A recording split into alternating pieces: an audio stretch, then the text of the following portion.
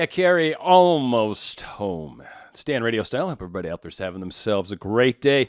Okay, I don't know exactly what I'm calling this, but of course it has to do, because somehow I figured out a title that I liked, has to do with, well, one, a couple of really serious examples of how energy works, how your feelings work when it comes to manifesting. I've got an awesome example with myself, both these myself, so I hope you guys are cool. I hate talking about myself typically, but they're really good examples, I think. One for money and one for relationships, basically, the special person thing. Now, again, they're to show the level of attractiveness, the level of change that can happen in our lives, and that's really what it demonstrates. These feelings need to be maintained and improved to stay in that place, and both of these situations require were demonstrated of a ebb and flow, if you will. It really good at one point, and then when I stopped like trying or whatever, putting all the effort, then it feels like it pendulums back a little bit. And it's just kind of interesting how the energy aspect of it works. And then we'll cover a small little chunk about how to get your energy there, but really that's a whole bunch of shows that we typically do. This is really explaining kind of the proof of the energy aspect. That is what law of attraction is about. It's creating energies within ourselves that are attracting that frequency, that vibration, that kind of same vibe, that same feeling. I don't know. That's what's created. So they call it feelings. I think that's the easy way to go. So for me, there was two ways. There was the SP person aspect. Okay, so like I'd said before, it got kind of far away. And I went through this experience where I started kind of shifting my feelings back. I was doing it through techniques we've done in other shows. I don't want to get lost on that. But I started shifting my vibration back. As I started shifting it back, I started feeling more and more and more love for her. As that love increased and it got stronger, and just where it almost starts to get that kind of euphoric first love, that kind of really wonderful, awesome experience, it starts to get to that point, and then boom, she's communicating, like within a matter of days. A whole level of communication. It was incredible. It was the most I'd talked to her in a long time. It was really, really awesome. And then I had a succession of basically just really crazy days at work, and really, I wasn't thinking about her. I completely cut loose from it. And it started drifting, and I'm sure the way things worked out, probably in her life, she got busy too. Like, I think these feelings kind of mirror sometimes the other person. When we're really connected to them, how we're feeling, I think they feel too. Like if we have some sort of thing we're upset about, I think they sometimes have that same, I don't know. It's just something I really think there's a lot more similarity, believe it or not, like reciprocation back and forth to each other. If I'm feeling a way, they might be feeling, whoever's leading it, we're really connected. But whatever the case is, as I started kind of dipping it away, it gets back into that level of not as much communication, not as close, don't feel as connected. So ramping that feeling up got me into a very strong, a lot of it, energetic kind of thing.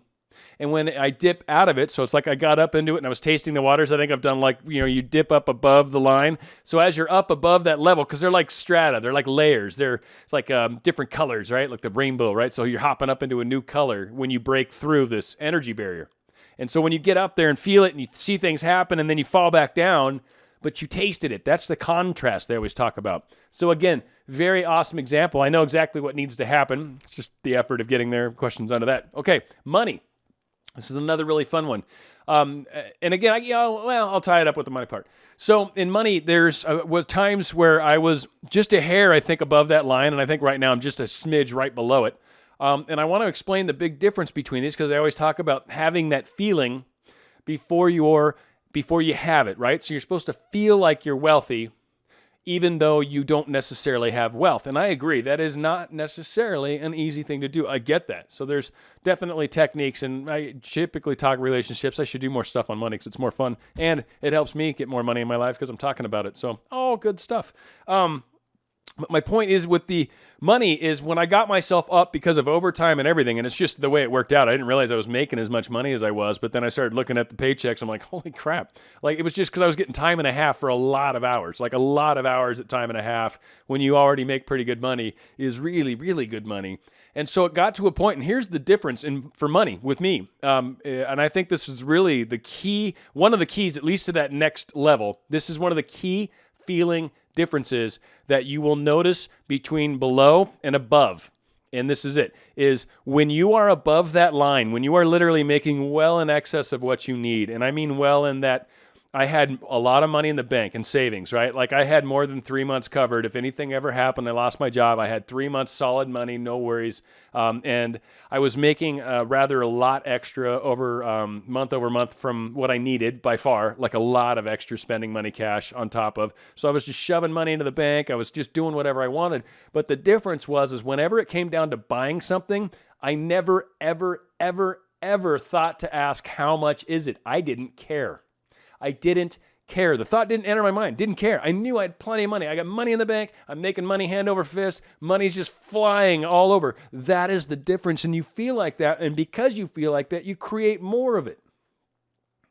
And that feeling can be tricky because when I dip back below the line, and again, I'm right below, right? Because I can tell it's just, I'm so close. I'm creeping back up. I got some cool stuff in the works. But my point is when you're just barely below, you actually do question. You're like, can I afford to do that? No, I'll do it next week. I won't do it every week or whatever. You start to look at things a little differently, and that's more of that lack kind of thinking. And it's, right, wrong, or indifferent. Yeah, there's certain, money's not raining in quite right now the way it was. And that is one of the key things to how that feeling creates itself. So for me to get more of that, I have to get myself back up into that level of thinking and how it was and how it feels and just knowing it doesn't matter, that you've got plenty of money. Again, it's the same concept. It's the feeling that is driving the wealth. So in the case of the love and all these other things, it's that feeling that matters.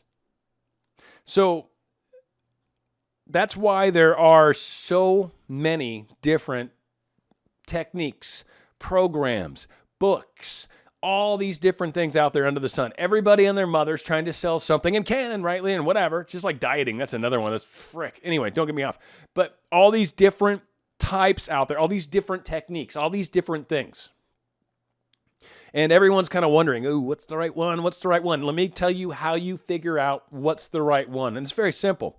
And then, buy as many books as you feel like. Don't buy as many books as you feel like. Watch as many free YouTubes as you can. Don't donate to people. Don't donate. Whatever you want to do.